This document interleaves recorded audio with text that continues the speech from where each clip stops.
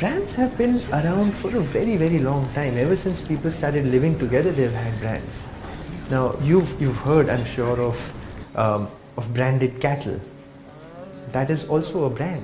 That is where brands actually really began, by marking my property to ensure that it can't be confused with your property.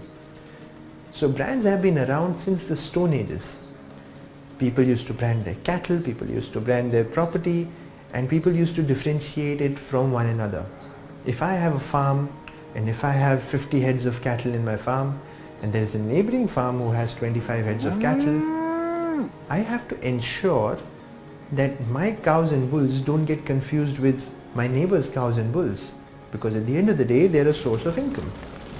So I would put an indelible mark on my cow, which we called a brand, that would burn through the first few layers of skin to ensure that the brand never comes off.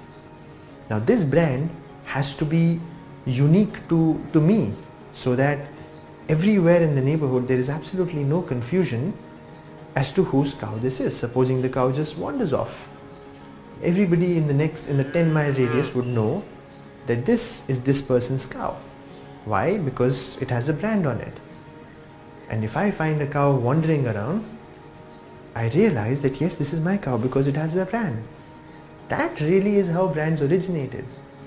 Even in prehistoric caves in places as far as France and India, in these caves you actually see cave paintings that give you evidence of branding, even in prehistoric times. So branding has been around for a long time, like 50,000 years or more. It has always been a symbolic representation for claiming ownership of certain property.